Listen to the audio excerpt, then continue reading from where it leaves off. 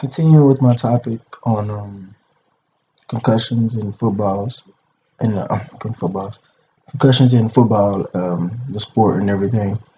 Just kind of continuing off of last week's video. Um, just going to kind of talk about the some of the counter arguments. Some, as in some people may think money could possibly be an issue when it comes to getting the right equipment and things like that. Another thing that could possibly be getting away of this would be, just having the right people, the right coaches and stuff like that. Just picking the right people could possibly be a difficulty um, in this, scenario. I feel like these things can be easily, kind of they can get passed pretty easily. Um, the money issue, you don't have to have the proper, the highest, most expensive equipment if you just learn how to use what you have. If the coaches do know how to teach the players, it doesn't matter what kind of equipment you have, as long as they're doing the proper techniques. Um, when it comes to the coaches, most of the coaches should be able to, should have to pass a certain test, in order for the parents to feel safe that those coaches know what they're teaching the kids. They shouldn't just be able to just let any coach come out there and do it. It's just not safe. Um,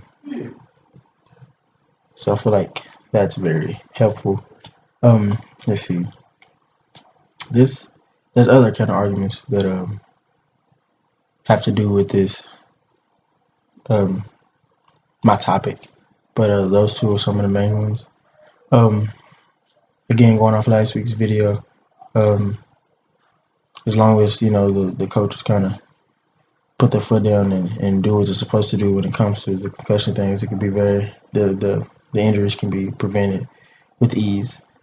Um, but It's have to kind of stick their foot, put their foot down and actually stick to it, and which is hard to do for some people. So as long as they, kind of stick to it and take care of what they have to do, then the kids should be perfectly fine. Parents shouldn't have nothing to worry about. Everybody should be safe. The game of football should be much better. Um, and it should just be a lot better. Not only will can these different steps and ideas help the sport of football, but other sports as well. So a lot of these kind of arguments that have to do with the sport of football go along with other sports as well. Soccer, hockey, other physical sports that have to do with your head and getting injured in concussion-like ways. Soccer is a very physical sport. It's a lot of headbutting with the ball. That should be taught properly to keep the kids and the players safe and everything. Um, there is a penalty already for high kicks, whereas in the player's leg goes too high to try to kick the ball. That's for safety to keep the cleat and foot away from someone else's head, which is good. Let's see, hockey, uh, very very physical. Yes, it's on ice. Most people think of ice and ice skating, think of figure skating, but hockey is very physical as well. A lot of they have pads and everything, but again, there are a lot of penalties in hockey that are specifically made to keep people from getting concussions and things of that nature. For example, if a guy goes too high with his forearm or something like that to the helmet, to the head area of another person, he's ejected or he's in a penalty box in hockey. But one thing I don't agree with in hockey is the way they let um, two people fight, kind of squab it out in the middle of the game. Don't really agree with that. But hey, that's just kind of the rule. It's what everybody's used to, so they're going to stick to it.